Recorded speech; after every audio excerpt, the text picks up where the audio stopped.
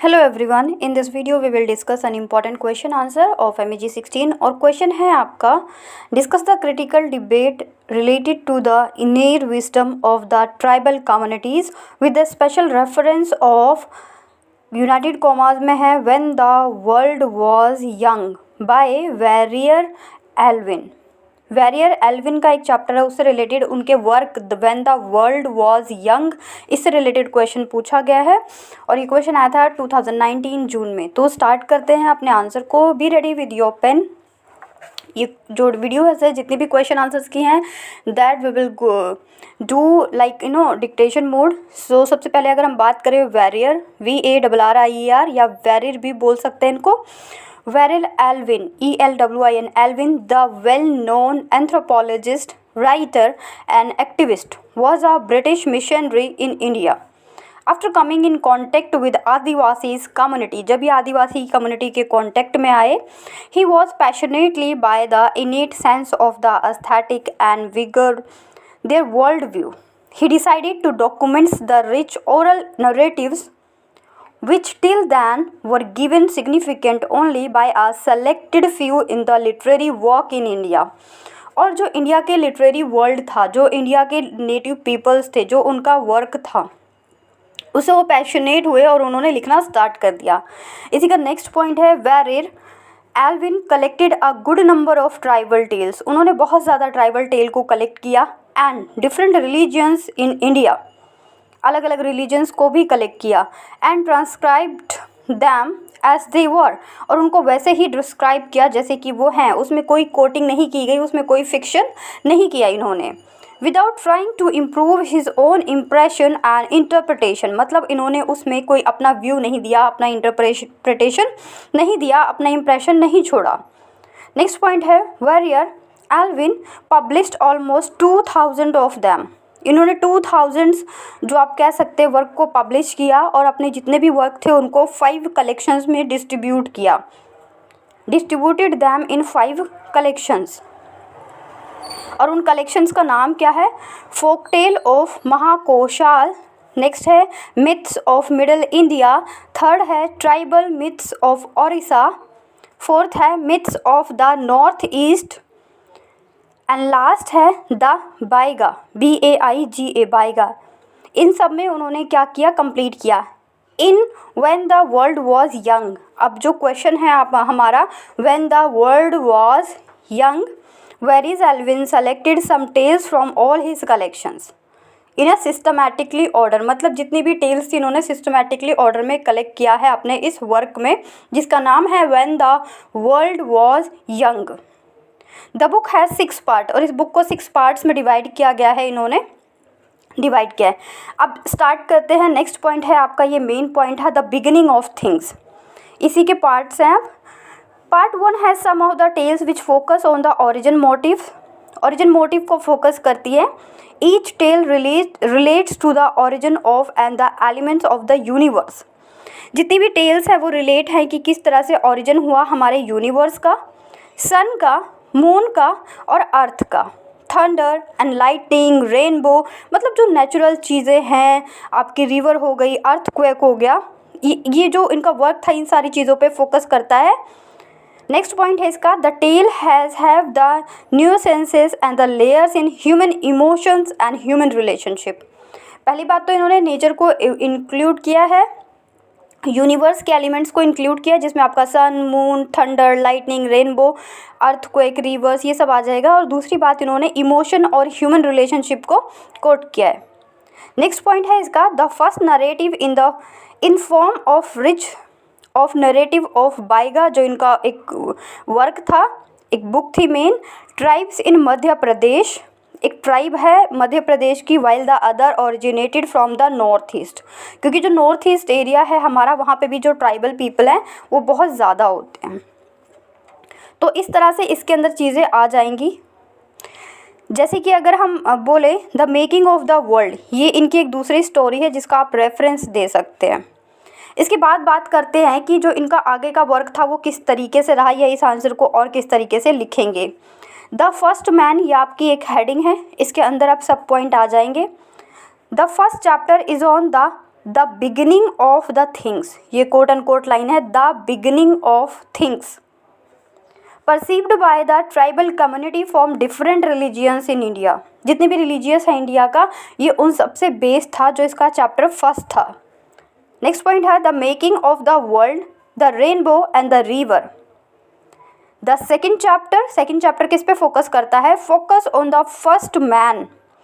पहला चैप्टर तो हमारा नेचुरल जो एलिमेंट्स है, जो यूनिवर्सल एलिमेंट्स है, उन पे फोकस करता है। And the second chapter is focused on the first man, कि जो पहला आदमी था वो कैसा था। How man lost their tales, कि जो आदमी है उनकी टेल्स कैसे खो गई।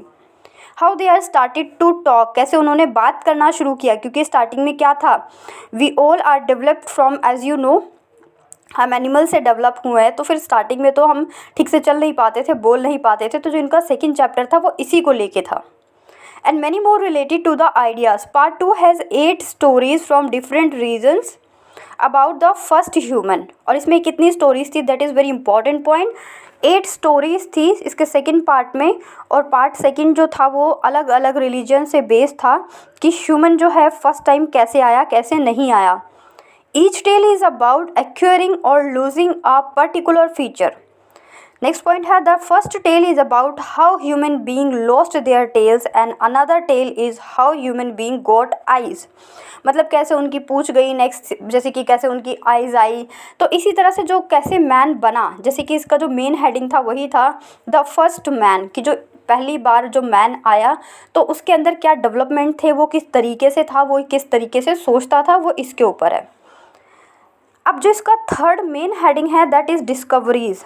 डिस्कवरीज में क्या आ जाता है, the tales says about the discoveries and invention of, किस चीज़ का इन्वेंशन और डिस्कवरीज की बात हो रही है, क्योंकि जब इंसान डेवलप हुआ, अब उसको रहने के लिए, उसको खाने के लिए, उसको कपड़े पहनने के लिए, उसको अपनी लाइफस्टाइल जीने के लिए कुछ चीज़ें बहुत इंपॉर्टेंट हो गई थी। तो वो क्या चीज़ें थी? Number 1 house, number 2 fire, number 3 hammer, हथौड़ा, नेक्स्ट है टोंग्स, क्लॉथ्स, और जो उनका टबैको, डांस, जो इन चीज़ों की उन्होंने डिस्कवरी की लोगों ने। ये जो फर्स्ट मैन इन्होंने जो बुक लिखी है, इसमें जो सेकंड पार्ट है, और इसमें ये मेंशन किया गया है कि किस तरीके से इन्होंने डिस्कवरी की या नहीं की। तो डिस्कवरीज में क्या आ जाएंगे, मेन पॉइंट यही है, house, fire, hammer, tongs, clothes, tobacco and dance, ये इन्होंने डिस्कवरी की। तो ये जो आंसर था इसमें हमने सबसे पहले डिस्कस किया वेरिर एल्विन के बारे में, जिन्होंने ये दिया है हमें अपना work when the world was young. और इसकी हमने 3 स्टेजेस को, 3 मेन पॉइंट को डिस्कस किया। पहला पॉइंट था the beginning of the things, इसका नेक्स्ट पॉइंट था द फर्स्ट मैन, जिसको हमने डिस्कस किया, और इसका जो थर्ड पॉइंट है वो है डिस्कवरीज उन्होंने किस तरह की डिस्कवरीज की उसको डिस्कस किया है। तो इस आंसर में बेसिकली जो, और ये जो क्वेश्चन है आपका, ये 2019 में आया था कि discuss the critical debate related to the innate wisdom of the tribal communities with the special reference of when the world was young by Verrier Elwin. जैसे मैंने बोला नाम है, तो आप इसको वेरियर एल्विन भी पढ़ सकते हैं या वेरियर एल्विन भी पढ़ सकते हैं।